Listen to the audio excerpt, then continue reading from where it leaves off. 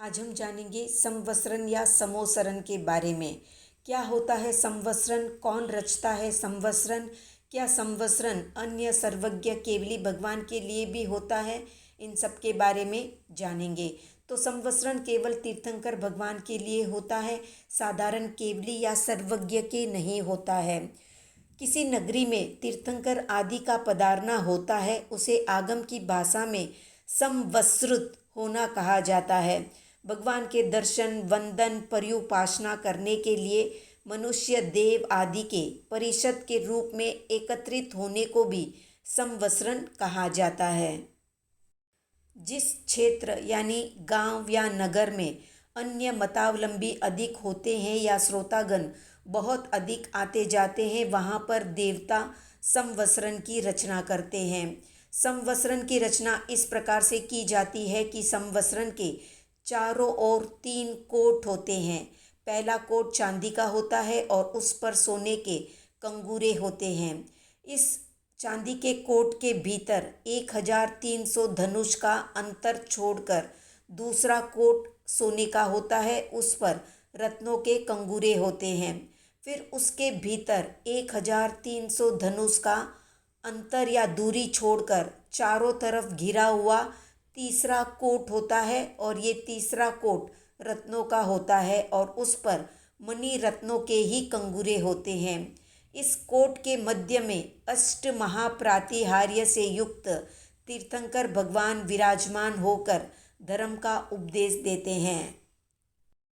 तीर्थंकर भगवान के ईशान कोण में श्रावक, श्राविकाएं और वैमानिक देव बैठते हैं, जबकि आग्नेय कोण में साधु, साध्वी और वैमानिक देवों की देवियां बैठती है।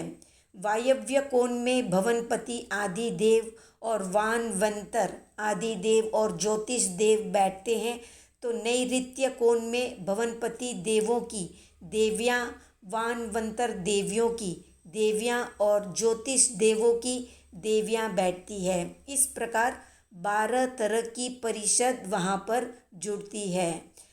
एक अन्य कथन के अनुसार 4 प्रकार के देव, 4 प्रकार की देवियाँ और मनुष्य, मनुष्यनी, तिर्यंच और तिर्यंचनी, इस तरह 12 प्रकार की परिषद बैठती है।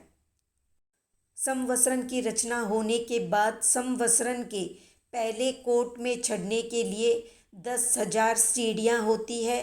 दूसरी और तीसरे कोट में चढ़ने के लिए 5-5 हजार पंक्तियाँ होती है। इस प्रकार कुल 20,000 पंक्तियाँ एक एक हाथ की ऊंचाई पर होती है। 4 हाथ का एक धनुष होता है और 2000 धनुष का एक कोस होता है। इस हिसाब से संवत्सरण 2.5 कोस ऊंचा होता है, किंतु तीर्थंकर भगवान के अतिशय के कारण चढ़ने वालों की उमंग के होते हुए कोई भी चढ़ने वाला थकावट अनुभव नहीं करता, ऐसा दिगंबर मान्यता के अनुसार दिगंबर ग्रंथों में उल्लेख किया गया है।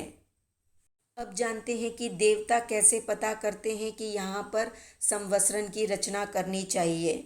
तो शास्त्रों के अनुसार जिस समय में जिन शासन की या तीर्थंकर भगवान की विशिष्ट प्रभावना होने की संभावना रहती है, उस समय या उसी क्षण देवता अपना उपयोग लगाकर देखते हैं और संवत्सरण की रचना कर देते हैं।